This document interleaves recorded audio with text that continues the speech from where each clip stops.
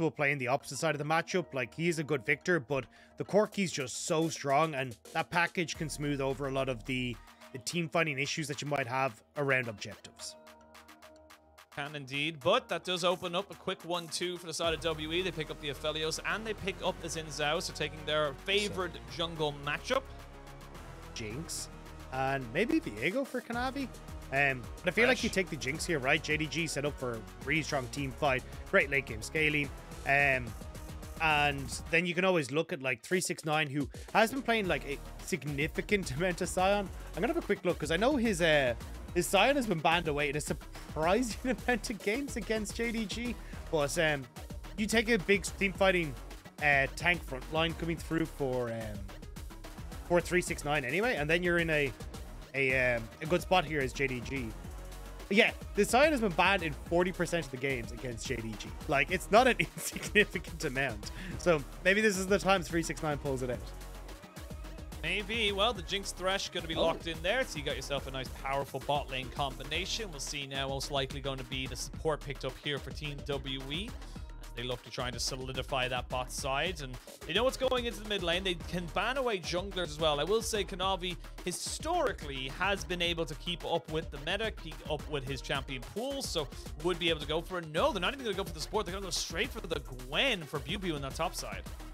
So for Kanavi, I think he's going, all right, look, there's Lee Sin, there's Jarvan, hell, there's even Rek'Sai if he really wants to go for it. And Kanavi's brought out some really funky picks in the past. Like, I think we've even seen him play Shaco. Yeah, we have seen him play Shaco in the past. So I think he's got a lot there that he can work with. For BiuBiu, interesting to see him go towards the Gwen. And I feel like this is kind of just a call out, right? Because JDG would like to ban away Gwen. Things that can like kind of have these big scaling carries in the top side. If they want to go towards something like the Sion or an Ornn and take this team fighting composition. So I think for WE, it's a nice adjustment in the draft. It sucks that your supports are going to be taken away here, and Aphelios might have a little bit of a rougher time, but I think solidifying that top lane for BiuBiu is going to work out really well. Although, actually, sorry, as I say that, 369 actually here could just go towards Jace. You have a really strong poke comp. No, Jace is banned. Great lane phase. First round of bans. Oh, sorry, that's JDG banned it, yeah. They could go towards the Jax, which is something else they could go towards and look for a split push, but same, not as powerful or potent as such, but we'll see now what the side of W are going to go for. Looks like the Leona is going to be the priority there. The Twist of Fate did get banned away, so they're still waiting for that last counter pick, and no, they're going to go with the Lulu. That one. Yeah, I would have much preferred the Leona. Yeah, because like we said in the last series, right? When you take the MC Hammer, you take the Shin and the Gwen, like you need engage because they just don't really have it themselves. Leona works perfectly for them, and not having that is going to make this a hell of a lot harder. So you're now kind of relying on Shanks to take engage tools, but with TF gone, there's not a huge amount left. There's the Jax that you were talking about, Oshin, for 369, and the Viego for Kanavi. So great late game scaling for JDG, ton of long range to play with. And for WE, you've no real engage tools. So for Yagao and for Hope, you're singing. Like, you're under no pressure with a Corki and a Jinx. Yeah, you're going to need something here to get you some kind of engage. And the Ryze kind of does it a little bit. Like, it's definitely a stretch to call him an engage. But I have seen very creative uses of the Realm Warp. And honestly, if you're JDG, you're very happy with this composition you've built for yourself. Yeah, I mean, for JDG, it's simple, easy to use, and I think that's what we needed a lot of the time for JDG. It's just something that doesn't matter about your communication. There is a very easy, like, let's play at range and take these team fights. For WE, it's more of kind of the 1-3-1 style. It seems like they're operating around, and then the hope is that, hey, look, we can speed view up to maybe find some picks. But I think a lot, and as you said, like maybe in team fights use the Realm Warp to get some creative plays in team fights, but I think it's going to be a little bit harder. As long as 369 gets some early attention, he should be fine then to take over the side lane, and you just don't have that same power here for WE. Well, the ease of execution definitely lies within JDG's comps. WE going to have to be a bit more creative, a bit more on the ball to make sure they can come out on top. We'll have to wait and see as it all unfolds onto the Rift. Both teams, as we said, it's a bit of a bounce-back game. We're going to mention it back probably a million times before this series is over. And JDG with the Corki in mid lane, that famed very powerful, very, very potent pick in the mid lane. We'll see what they're able to work with it. And on someone like Yagao, who has been one of the shining lights for this team, I wouldn't want it on anyone else, because JDG, they need a win. They need it bad.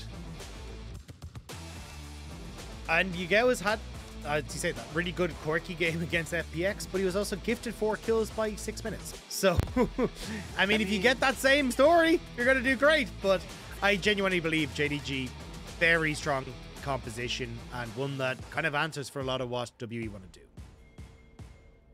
Well, we are going to jump onto the Rift now. WE, see if they can finally get themselves a dub in the series column. So far, it has not been a great start. 0-4. They really don't want to be the V5 of 2022, but we'll see how long that narrative lasts.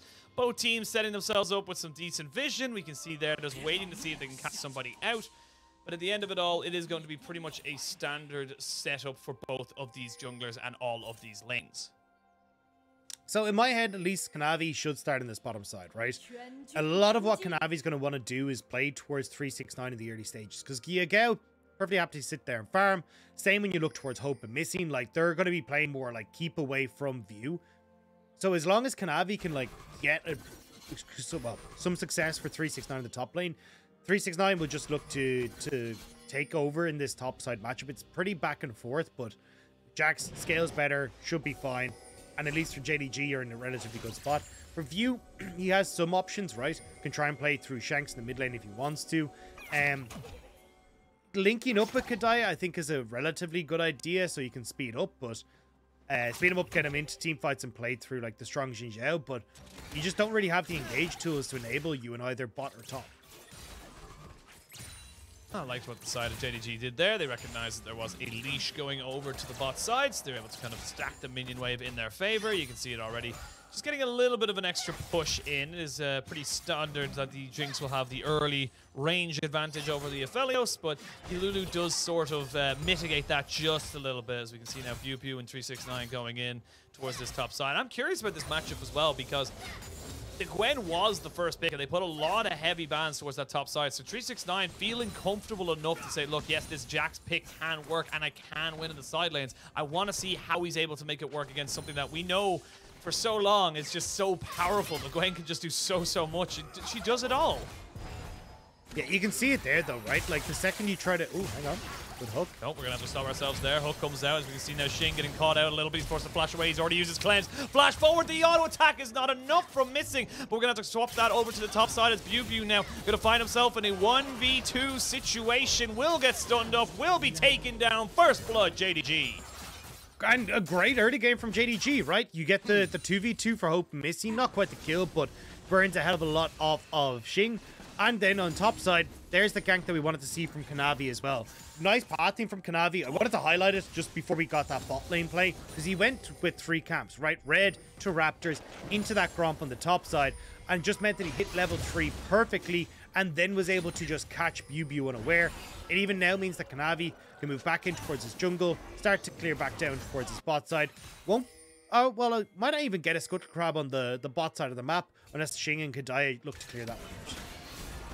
Oh, see now Missing just hiding in the brush right now, and no summoners onto Xing, so to be a lot more careful. The hook will come out, it will go slightly wide, but you already now have a double longsword onto this bot side, so you're already starting to see those little small advantages being creeped out here by the side of JDG. They got themselves the reset there for Hope. He gets himself back into the lane, and already they're going to be able to get a pretty decent freeze going for themselves. Yeah, and you can even get like the wave pushing in here, allow Kanavi to get some deep vision if they want to. I don't think they should contest the respawn of the camps on the bottom side here for View. Even if they get the push here for Hope and Missing, I think it's just a bad idea. Keep trying to play through this top side for JDG, and if BiuBiu is going to keep these lanes overextended, if 369 can freeze it, it's so simple for Kanavi to just go again, make this life living hell for BiuBiu.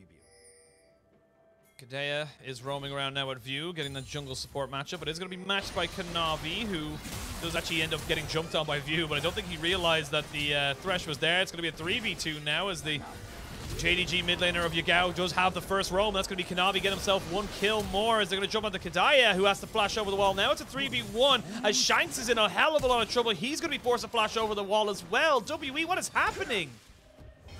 I mean, I like the idea of linking up with BiuBiu and trying to play with the Lulu and the Xing. Oh, BiuBiu, hang on. I mean, BiuBiu hasn't got ult right now, and that's going to be the counter-strike coming in. 369 thought about it, but then thought the better of it. Nearly goes down there to the snip, but will be able to keep himself safe and alive. Yes, still Ignite available, and 6 should not be that far away for BiuBiu. You need to be so careful here for 369. Yeah, it looks like BiuBiu's just going to back away. Didn't need to be fairly safe. 6 wouldn't be hit, but like he definitely could have looked to dive that just with the Ignite as well, but gonna just back away. We're gonna get the replay here. Like, I like the idea of Kedaya and BiuBiu linking up together, right? It's actually a really strong combo. But Yagao's right beside you, and Shanks is gonna be late to the party. You've got a ton of damage that can come through from Kanavi to set up, and yeah, it was just bizarre. I mean, we've seen WE work well together in early skirmishes like this, but that was not it. That was not it. Now 1,000 gold lead over to JDG. They're going to use that pressure they garnered in the mid and bot lane to be able to get themselves the dragon as well. As you can see there, 369 just getting his reset after pushing in top side. So still has his TP should he need it. Honestly, I don't even think he's going to use it because there's no real point to it at this point. He should be able to walk back up into lane. And Kanavi is stepping up. This is something that we said we wanted to see from this guy coming into this series, because this is again one of the best junglers we've had for the last few splits. He should be able to do a lot more, and so far he is doing exactly what we expect of him to do. I will say you look good in 2020. I think last few splits might be a bit of a stretch because it's been a while since JDG looked good. But yeah, I agree. I think it's been it's been smart pathing from him, and understanding, hey, look, you know, where can I put this pressure? BiuBiu kind of gifted him across a kill, but that's still 2 kills across. Now he should have control of the jungle matchup, and especially, I was actually curious to see what his pathing was going to be, because his red buff has just spawned. So I wanted to know if he was going to try and go like red into another topside gank, because you can see, right, BiuBiu just crashed that wave, but it looks like, at least for the moment, Kanavi's pretty happy with the pressure he's put up on towards topside and wants to see if he can start playing around the bot lane. Level 6 now hit by Kanavi, so he's going to have the Heartbreaker available to him. Has a 700 gold lead over View, so, and as we can see there, the level lead as well, as we can see massive wave being crashed in now to the top side. You do have Yagao sort of just hovering up towards that top side, seeing if he can get something going from him, if there is a bit of a dive available for BiuBiu, but doesn't go with it just yet. And BiuBiu saying, look, once bitten, twice shy. Going to drop down 2 wards here to make sure there is absolutely no way that you're catching me out again.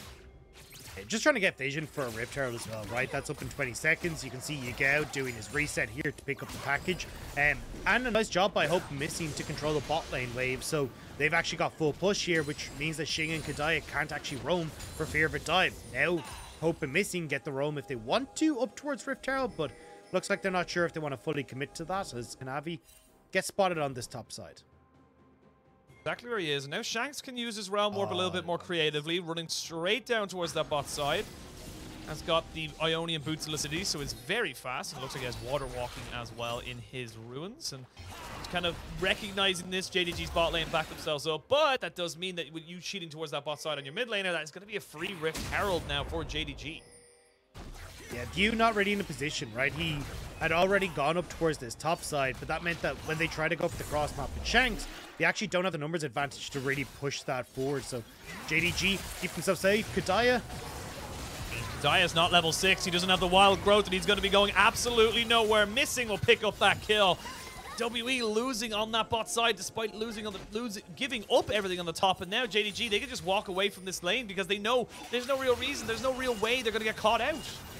Yeah, the package there for Yagao as he just used it over the wall. So he's just kind of saying, hey, look, I am here. Do not look for the play on bot side or I'll be able to help turn it around. So good roam from Yagao to keep it safe. And honestly, this is much stronger from JDG in the early stages. I wanted to see proactivity, but that's what we're getting from JDG here. Really are, and it all just came from one opportunistic hook as well. They were just able to get themselves into a position. You can see now Kanavi using those alcoves to the best of his ability. BiuBiu, though, sensing something might be up.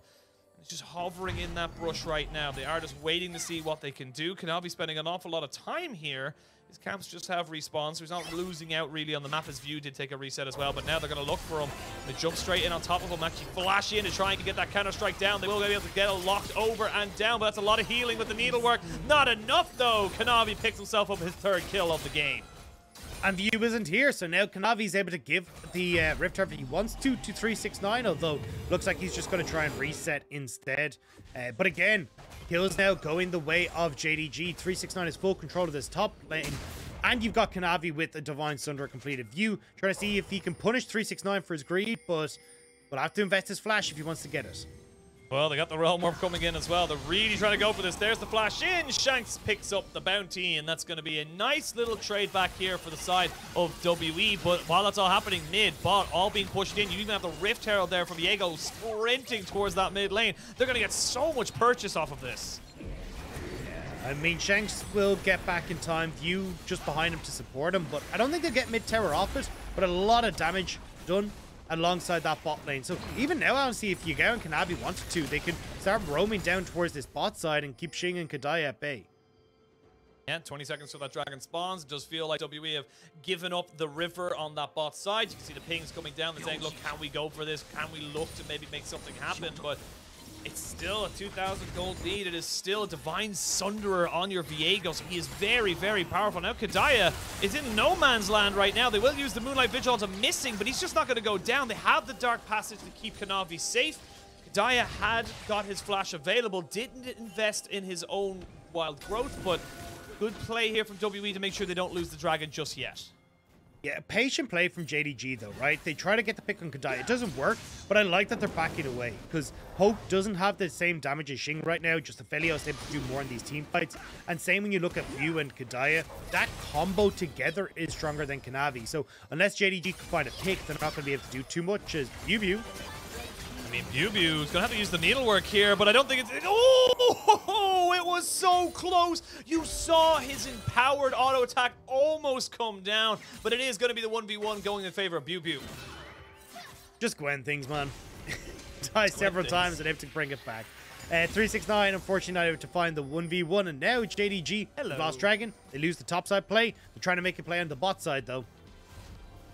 They are going to be able to force back everybody. WE not really in a position to defend this now. BiuBiu knows there's no TP. There's going to be some free turret plates. Should be able to get actually about 3, maybe even 4 if he's feeling very frisky. No TP to answer for him right now, so he's going to take the 2 and then back himself away. But nice play here from WE. Keeps themselves within touching distance of JDG, and this is what we wanted to see. They're getting back into this series. We'll look at this replay now up on the top side because it was, again, a 1v1 that 369 chose to go on to.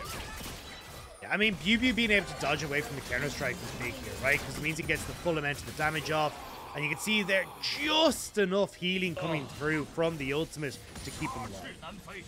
He had to play the Rune King now for 369. Maybe he could have used that before he went for the full engage, but nevertheless, live and we learn. It's all about experiences. It's all about, you know, even if you don't get a positive experience, you get a learning experience. That's what it's all about right now, Dagda.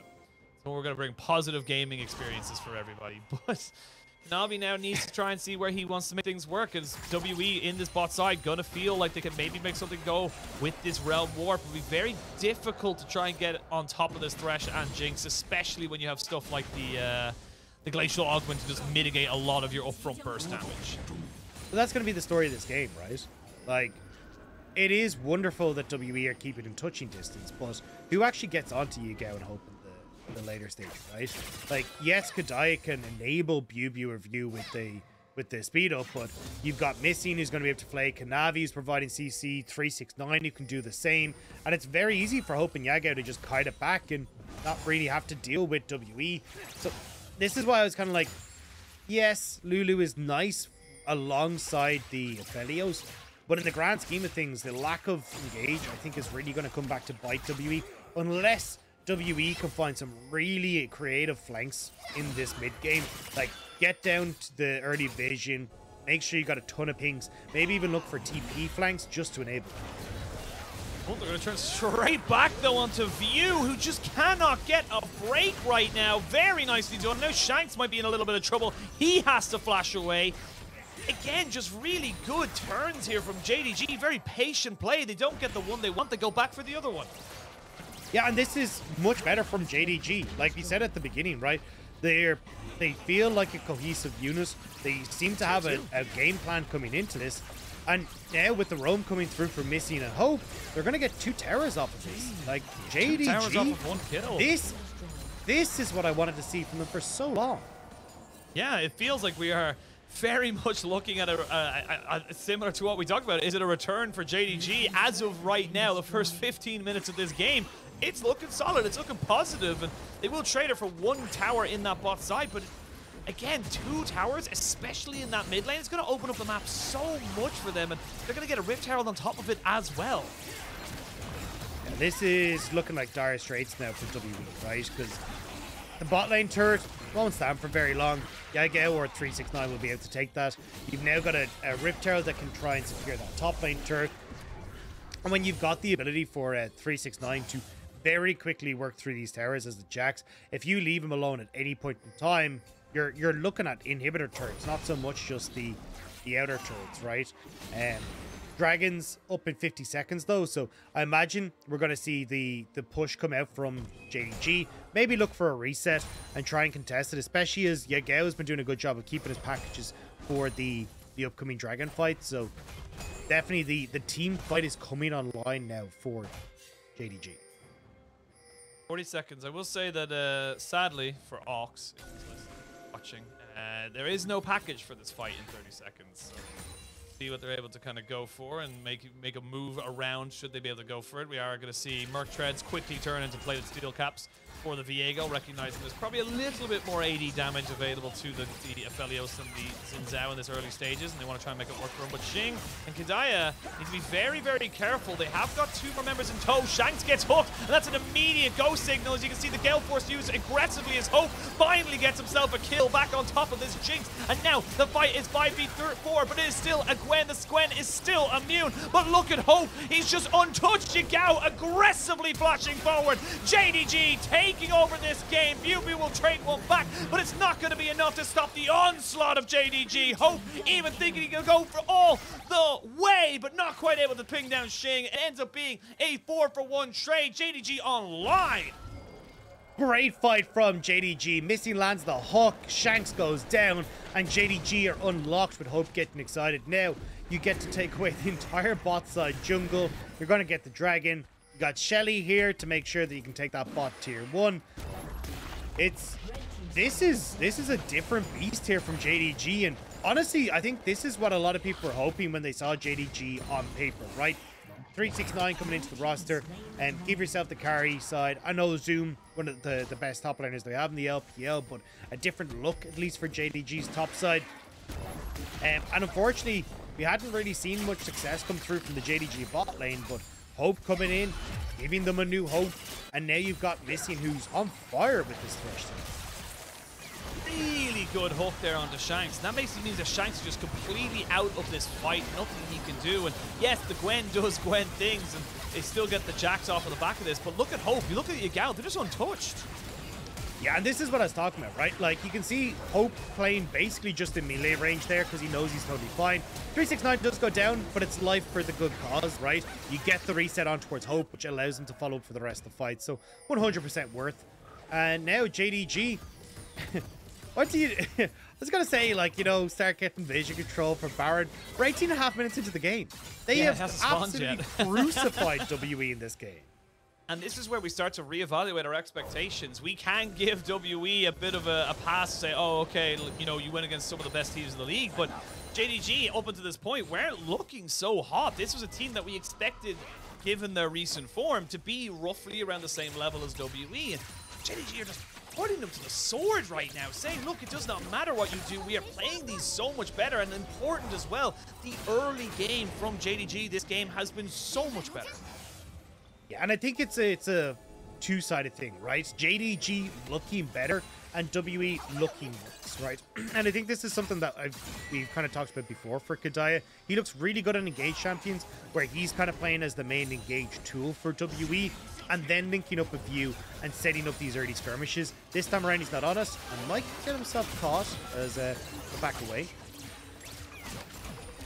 Pretty decent setup, a 5-man of WE, but this is the thing. Look, with the lack of 2 towers in the mid lane means that even with 5 members of WE, they cannot push up. They cannot just take the risk of being caught out and being dragged all the way back. So 2 towers, or excuse me, 2 dragons in favor of JDG means they are not quite on the soul point just yet, but Yagao having the package now means they can look for a play outside of those dragons. They can look to just keep picking up this standing gold for the side of JDG and WE. They don't have an answer. Yeah, I'm going to look for the reset here. Not the biggest fan of Yagao having that package. I didn't cop that he didn't have it available for the last dragon, and again, kind of using it here. Unless you're looking to go for some sort of quick barn play, there's no real point in having it, and I don't really think JDG want to do that despite being that far ahead. I think just kind of keeping those packages for big team fights at these objectives is far more crucial, but either way, JDG now coming back out onto the map. All outer towers, the outer towers in mid and bot are down. Top tower still left standing. So I think the JDG are going to start to put their focus on towards this top half of the map, get the vision control down, and allow Yagao to start taking away that turret. 369 will find himself on the bot side, just answering BiuBiu's push. We are going to see the Corki take away that tier 1 on the top side. So again, free gold. No one really there to answer that. No one really can, to be perfectly honest. So this is totally fine for JDG. They're accelerating their gold lead. Now up to 6,000. Going to be about 6.5 once this turret goes down. Hope will use the Gale Force to keep himself alive. This mid lane turret finally gets some pressure on it. They will have the Super Mega Det Rocket, though, onto Xing, as Xing throws back the Moonlight Vigil, but only one of them hits. So they are still winning in that trade of damage. As we can see now, here's BiuBiu. And this is the problem. WE, they find an advantage, but because they just don't have the structures to defend themselves, they have to back away. Yeah, they had to commit Shanks to the mid push because Xing can't actually stand against Hope anymore. So you lose out on the mid push on the waves. So extra members are called here by WE. They get the shove. They manage to get some damage on the turret, but it means that JDG can collapse because they know where everyone on WE is. So bit easy for JDG to defend, and they end up having to run away here for WE. And it was actually just, you can see a picture-in-picture replay there. It was just an aggressive Gale Force from Xing. I like the idea from him. Still looking pretty damn good, on par with the Jinx. Has got himself his Lord Dominic's regards alongside his Gale Force, and is still being able to put out some serious amounts of damage. But now BiuBiu seeing if he can maybe be a little bit of a sneaky Gwen and catch somebody out on the rotation to this dragon, which is spawning in 24 seconds. All summoners are available as we wait to see now how WE react to this JDG barreling towards them. Oh, great hook. Xing, though, in a lot of trouble. Super Mega Det Rocket is going to force this flash out of him, and then there's going to be a fight on 2 fronts. It's 369 and the Kanavi Viego not quite able to make things work. Flash forward is going to start the stun down. The Realm Warp to take everybody out, but that's going to give up the dragon. It gives up the dragon, but at least WE got a kill. But that was so close to being a disaster. If Shanks falls there off of just a little bit more damage, that could have been JDG cleaning up the entirety of WE. But still, third dragon going the way of JDG, and especially with the Hextech dragon coming in, slowing auto attacks against WE is basically lights out. Like, the entire composition of WE has to try and run at you. If you're getting slowed by Chain Lightning, you're just never, ever going to have a chance in this game. You can see it here, right? Look at where Hope can position. He's able to play so far forward, knowing that there's nothing that's able to actually go aggressive for him. And again, here, Yagao's doing the same thing, right? He's basically playing front line, and BiuBiu's dead. Yep. 369 will take his first kill of the game, and while that happened, WE said, oh, well, maybe we'll try and go for this dragon, or this Baron, I should say, but you can't risk it right now, because there's still teleports on the solo laners of JDG. Yeah, and now you've got 369 to continue the push. Yagao just resets, and he's moving up towards this top side of the map as well. JDG might actually look for a fight here. They may look to try and just force the issue. Again, they are 7,000 gold ahead, or just a little bit under, and they can just start up this Baron. There's no TP wards available. I lie. There's one just around where the blue buff is. So they may be able to get the Gwen in on time, but this is going to be a bit of a risk. I don't know if JDG want to flip this with 3-man. And yeah, they back away. They recognize the 369 and Hope. We're not exactly in position. They don't want to risk the flip. Oh, as I say that, oh, View walks a bit too far forward. Missing picks himself up a kill. He's 2-0-4 now. We are going to see the Moonlight Vigil do a hell of a lot of damage onto Yagao and Hope, but now you've lost your jungler. Now the flip isn't really much more of a flip, and you're going to have to try and get this one down. You need Shanks to get in. You need Xing to get his damage down. There's the TP ward I was just talking about around the blue buff. BiuBiu is here, and JDG do not want to go for it. They got the global out of them, and they're happy with that. I mean, I think JDG still could have fought that, right? Like, Hope and Yagao is still pretty healthy. Ton of resets there, or sorry, the ultimates and summoner spells there for them as well, but instead they end up backing away. Now 369 shoving the top side, but it means that WE will get the mid lane turret, so at least a little bit of gold back in their favor. But I still think if we're looking at like who's actually in the driver's seat, there's a big old JDG grinning back at you.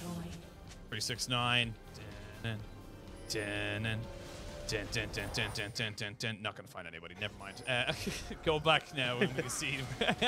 But there is an opportunity now. What they know, they actually got the resets coming in. Shanks might be in a little bit of trouble here. He's forced to flash away. Two-man counter-strike though, and Shanks been hooked. They found one. They're gonna find View as well. And oh my lord, WE, you just got too greedy. That's not your jungle anymore.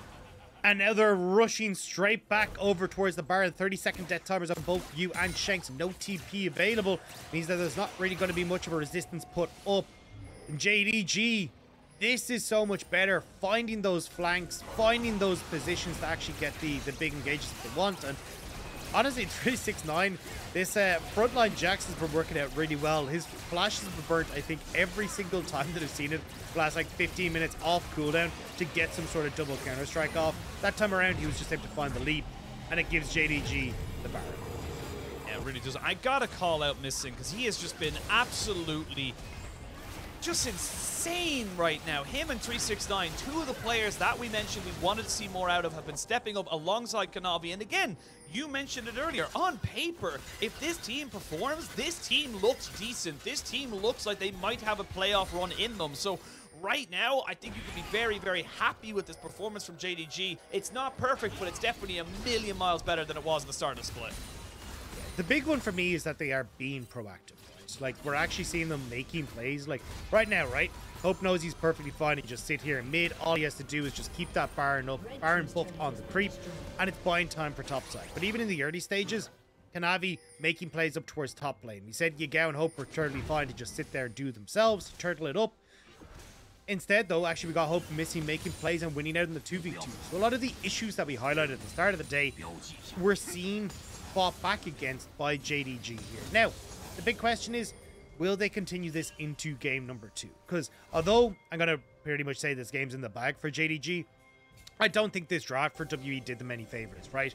You have a losing, or well, they're losing the push in the bot lane 2v2.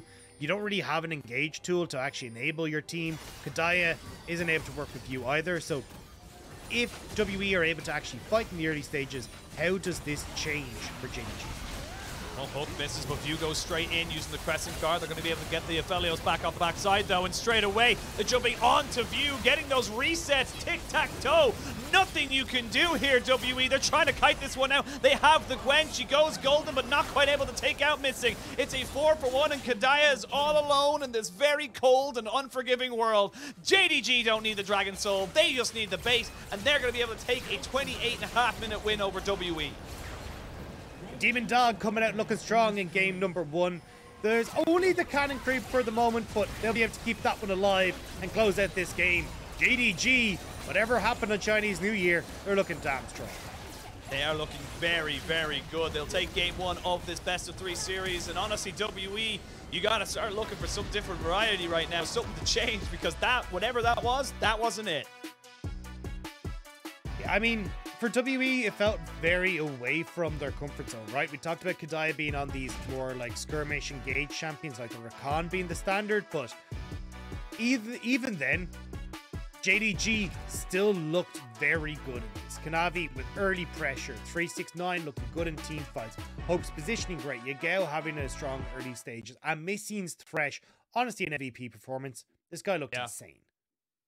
Honestly, again, the thing we came into this series was we wanted to see some of these bigger names that we arguably have some decent expectations for step up. And they did. They really, really were able to get it. Now, yes, WE didn't really give them much of a fight in terms of the draft. There was a lot of different missing parts from WE's draft that he's put up against. But positive motion here, proactivity from JDG, and just straight up, you can see them going off the stage, smiling, enjoying the game. That's what you want to be seeing from these players.